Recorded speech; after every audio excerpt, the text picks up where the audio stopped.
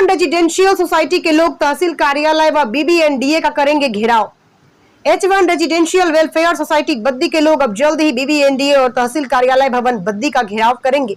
बता दें, बद्दी के भूडू में लोगों ने 2020 में BBNDA के नक्शों व नियमों के मुताबिक 4 मंजिला इमारतें खड़ी की थी, लेकिन अब उनकी खरीद फरोख्त पर सरकार ने पाबंदी लगा दी है। सरकार का कहना है इस सोसाइटी में बड़े स्तर पर धांधली की गई है, जिसके कारण इस राजस्व नंबर को रेड एंट्री में डाल दिया है, जिससे अब सोसाइटी में रहने वाले करीब 300 लोगों की परेशानियां बढ़ गई हैं। शनिवार को ये सभी लोग उपायुक्त कार्यालय सोलन में पहुंचे और उपायुक्त सोलन से मिलकर इस मामले के समाधान हेतु पूछा। उपायुक्त ने उन्हें 1 जून तक का समय दिया और आश्वस्त किया कि जल्द ही इस मामले में कोई समाधान निकालेंगे। H1 रेजिडेंशियल वेलफेयर सोसाइटी के अध्यक्ष संजीव शर्मा ने कहा कि उन्होंने 2020 में यहाँ प्लॉट लिया था और उन पर घरों का निर्माण किया। उस समय अहलावत ग्रुप ने यह प्लॉट उन्हें बेचे थे, जिनकी कुल संख्या 70 थी, जिनमें से अब 45 के करीब प्लॉटों पर घरों का निर्माण हो चुका है और कुछ अब भी खाली है। हैरानी की बात तो यह है कि अब 6 माह पहले सरकार द्वारा इस राजस्व नंबर पर रेड एंट्री लगा दी है, जिससे यहाँ निवेश कर चुके लोगों की परेशानियां काफी हद तक बढ़ गई हैं। देखें स्टार न्यूज प्लस के लिए हिमाचल प्रदेश के बद्दी से सतीश जैन की रिपोर्ट। मैं रजनीश, वाइस प्रेसिडेंट हिमाचल वन सोसाइटी। हमारे यहाँ पे जो डिस्प्यूट चल रहा है, बेसिकली वो चल रहा है BBNDA और सेक्रेटेरिएट के बीच में। ठीक है, BBNDA ने जो प्लॉटिंग करी है, सेक्रेटेरिएट का कहना है कि वो इलीगल है, वो नहीं होनी चाहिए थी। इसके करके हमने मुद्दा क्रिएट किया था डीसी साहब से लास्ट टाइम भी 25 फरवरी को मिलकर गए थे। उन्होंने 2 महीने का टाइम दिया था, 1 महीने का टाइम दिया था।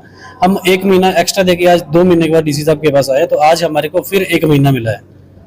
तो एक किस्म का तारीख पे तारीख हो रही है।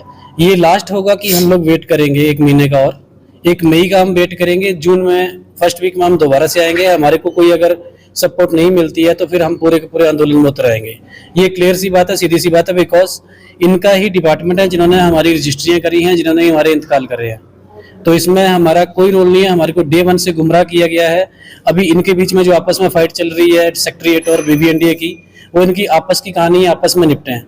हमारी इंडिविजुअल प्रॉपर्टी के ऊपर स्टे करने का हक इनको नहीं है। हम उसके मालिक हैं।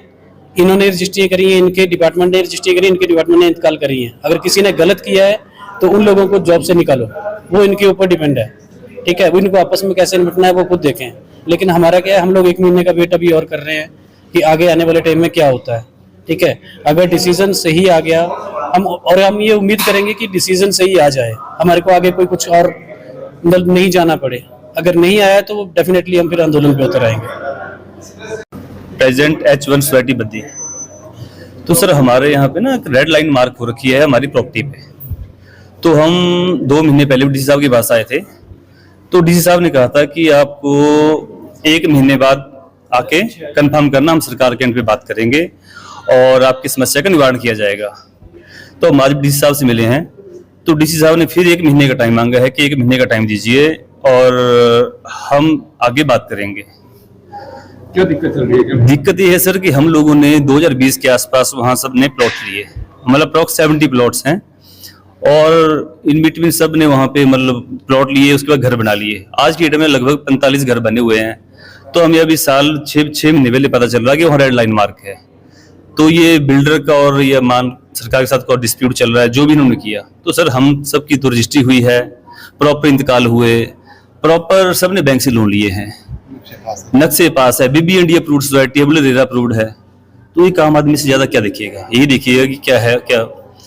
तो हम अब डीसी साहब के पास भी 3 चक्कर लगा लिए, हम CM साहब से मिलाए हैं, रेवेन्यू सेक्रेटरी साहब से मिल लिए हैं, तो लेकिन हमें हमारी समस्या को भी हल मिल नहीं रहा है। तो आज की डेट में फिर वही बोला है कि भैया 1 महीने का टाइम आप और दो, आंदोलन करेंगे। इसके लिए हमने अपनी पूरी जिंदगी की जमा पूंजी यहाँ लगा दी है। कोई बड़ा बड़ा साहूकार यहाँ कोई नहीं, सब फैक्ट्री में काम करने वाले लोग हैं। तो सर इसके लिए हम सड़कों पर उतरेंगे। हम हर उस डिपार्टमेंट का घेराव करेंगे जहां से हमें NOC दी है, चाहे हमारी रजिस्ट्री हुई है तहसील ऑफिस में, तो हम तहसील ऑफिस को घेरेंगे, हम BBNDA को घेरेंगे, हम रेवेन्यू वालों को घेरेंगे, हम रेरा वालों को घेरेंगे। क्या आप किस लिए बैठे हो? मान लो हमें नहीं पता रजिस्ट्री किस लिए, हमें नहीं पता कि क्या हुआ, 118 क्या है, हम इतने पढ़े लिखे नहीं है। तो सर तहसीलदार को पता ना 118 की परमिशन नहीं है, आप क्यों रजिस्ट्रियां कर रहे हो भाई, क्यों प्लॉट कर रहे हो, आप क्यों BBNDA क्यों परमिशन दे रहा है प्लॉट काटने की? वैसे भी इसके